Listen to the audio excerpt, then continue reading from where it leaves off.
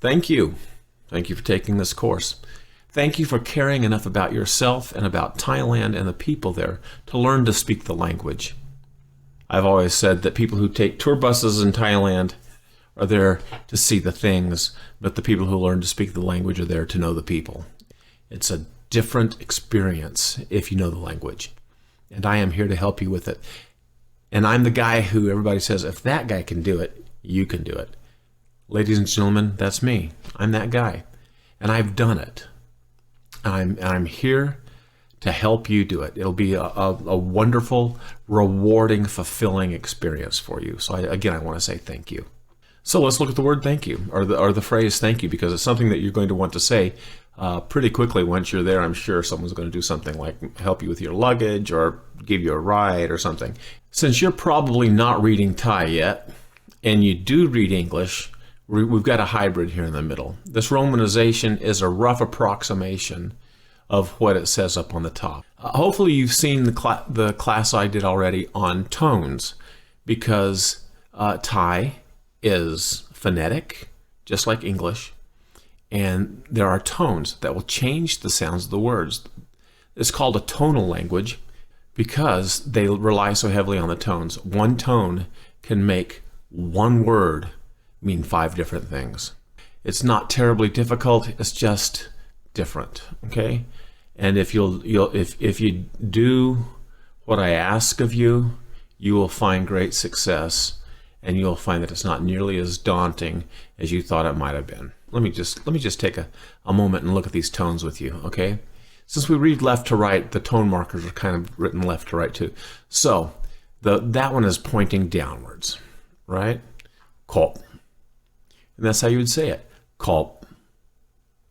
That's a low tone. Here I'm speaking in my normal voice and I want to say kop. And then I'm going to say kun, which is in my normal voice, because you notice no tone marker up here. So that's just in your normal middle tone. Some people call it flat tone voice. And then krap at the end with a high tone, right? You can see how that points up. So krap, there are 2 other tones, a falling tone and a rising tone, which we will get to as we go along.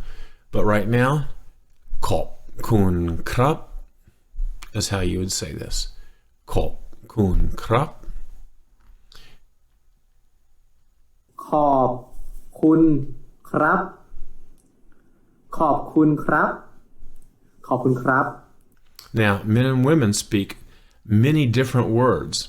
You heard him say krap, and you heard me say krap as a polite particle at the end, which we'll get to in just a second. But, you see, for a woman, they don't say krap, they say ka, ka. And it's got a falling tone. It goes up a little bit and then it comes down. Ka. And it does go down a little bit further than it goes up. So that's how you know it's falling. Ka. Right? This is Kundezi. ขอบคุณค่ะขอบคุณค่ะขอบคุณค่ะ So, since I speak masculine Thai, I'm going to teach in masculine Thai, but we will keep referencing the feminine Thai. So if you're a woman or a girl following along and learning, you'll certainly be able to do it using this course. Just remember that whenever I say krap, I'm saying krap because I'm a man. And so if you're not a man, you would want to say ka. There are other words too that will come up quickly in the next lesson or two that are either masculine or feminine specific. So get ready for that. But as a woman, you'll just in your head, and it'll get to be second nature. When I say kap kun krap, you'll go kap kun ka. Looking at the words, kop, first meaning is to thank. Okay, it's got a second meaning too, which means rim, edge, or margin.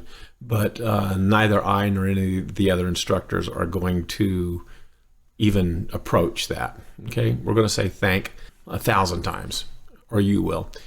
To every time you say rim, edge, or margin. Repeat after me. Cup. Cup. That means thank. Cup. Kun, middle tone. Kop was low tone. Kun is middle tone. So kop, kun. You hear that? Kop, kun. Kind of songy in the voice. The kun, flat tone, kun. Middle tone means you, it means Mr., it means Mrs., it means Miss, it means Ms. Kun means you. So kop kun means thank you. Then what's this third word? What's the krap at the end? Krap is a polite particle. It really does not have a meaning in English. There are words in Thai that don't have a meaning in English, and there are words in English that don't have a meaning in Thai. And then there are some words that are near misses and some words that are parts of other words. And like they used to say about Texas, it's like a whole nother country. Thai is like a whole nother language. So, krap is you being polite. You put it at the end of all of your sentences, and it makes you sound polite. It makes you sound pleasant. It makes people like you. Also, it has a second meaning of yes. So if I say, hey, you want to go to the store? You would say, krap. Now, if you're a lady and I asked you to go to the movies with me, you'd say, ka. Right? Because that means yes, ka. Same for women. It's a polite part. I think I got the next slide on that. Hold on, let's look. There it is. So for a woman, ka. It's a polite particle and it means yes. So kop kun ka. That's what a woman would say.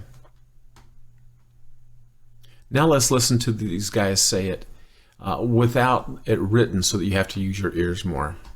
ขอบคุณครับ ขอบคุณครับ ขอบคุณครับ ขอบคุณค่ะ ขอบคุณค่ะ ขอบคุณค่ะ And now once more with it written. ขอบคุณครับ ขอบคุณครับ ขอบคุณครับ ขอบคุณค่ะ ขอบคุณค่ะ ขอบคุณค่ะ Very nice. Did you repeat those? Just in case you didn't repeat those, repeat them after me now. Kop kun krap. Kop kun krap. Kop kun krap. And remember, if you're female, you automatically always substitute ka for krap. Hey, you did a great job. Now you got 3 words under your belt, 3 very important words. So, onward. The lesson you just learned is one small part of a complete lesson, and you can get a lot of free freebies at my site, TheThaiLanguage.com. TheThaiLanguage.com.